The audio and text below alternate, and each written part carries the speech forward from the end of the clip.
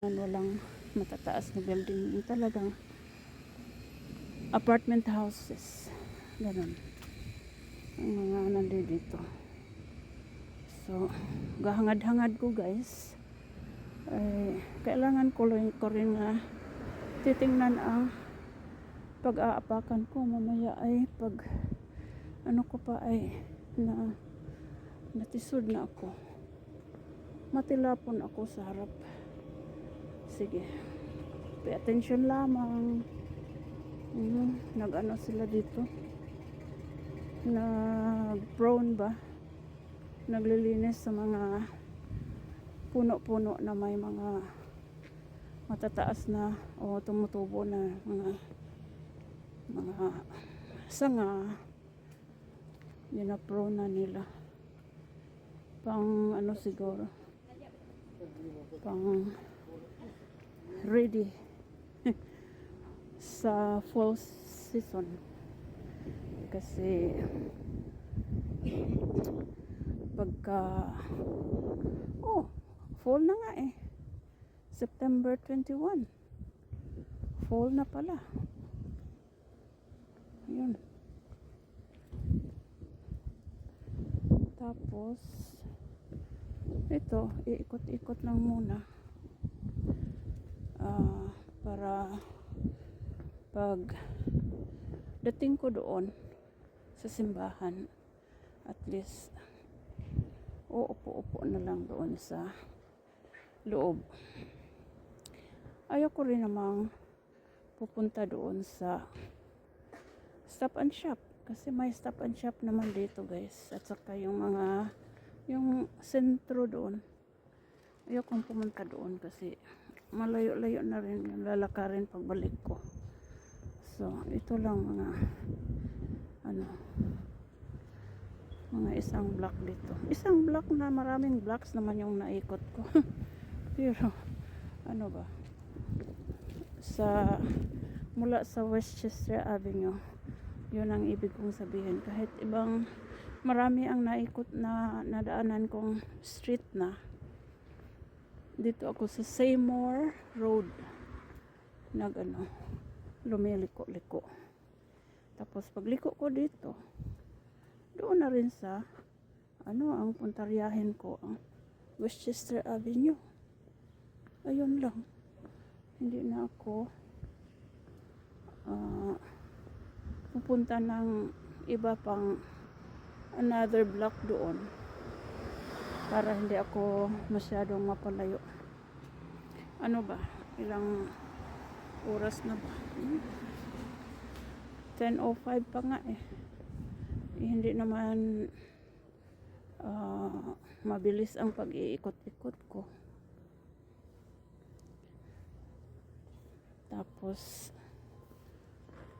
pag dating ko siguro doon sa simbahan, mga 10:15, tamang-tama din ang pag lalakad-lakad ko dito. Take out Mexican foods. Okay, mabuti may take out sila dito. Tapos pero karamihan sa mga nandito guys, mga tumitira dito guys, mga Espanyol. So may simbahan din siguro sila dito. Ayan yung simbahan nila. Ito, simbahan nila. Hindi ko lang maintindihan kasi Espanyol eh. Sige lang, may sinulat sila doon tungkol kay Jesus. Jesus lang naman din, hindi na lang. Jesus din naman ang Pentecostal Church. Andito ang Pentecostal Church. Ayun. Saan kaya dito ang kanilang simbahan din? Pentecostal Church. Ayan ba? O yun? Yan. Yan. Ito sila, oh. Doon sila sa Pentecostal Church magsisimba. Ako naman ay sa Roman Catholic Church naman ako magsisimba. Bakit alam kong doon yun sila? Dahil doon sila pumupunta eh. Kasi kung sa Roman Catholic Church pa sila, doon sa ang puntaryan nila. Sige na, ikot ka na. Kaya alam kong sa Pentecostal Church sila pupunta. Sige na. Pareho lang naman si Jesus. Pero dapat nandoon si Mother Mary. Kasi sa history natin, ang ganda ng rose, oh. Ganda ng din niya. Ganda ang kulay niya. Gusto ko ang kulay nito. Ayan, oh.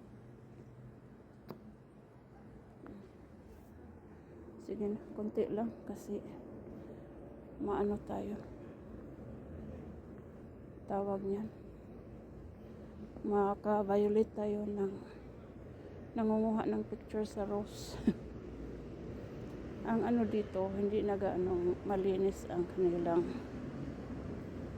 pavement dito, guys. Kulang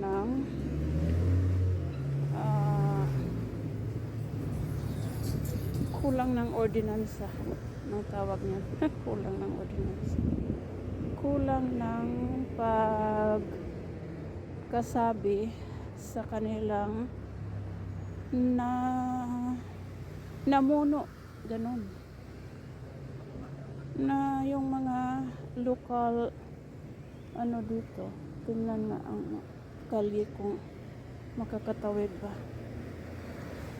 na ang kanilang pwesto dito, ang kanilang ba kaya ang itawag nito kung sa atin ba, sa kanilang mga sityo baga, by zone siguro dito ang kanilang zone dito sa mga kanilang community baga, kailangan din namang lilinisin, ganon. Siguro unos din ang nagiging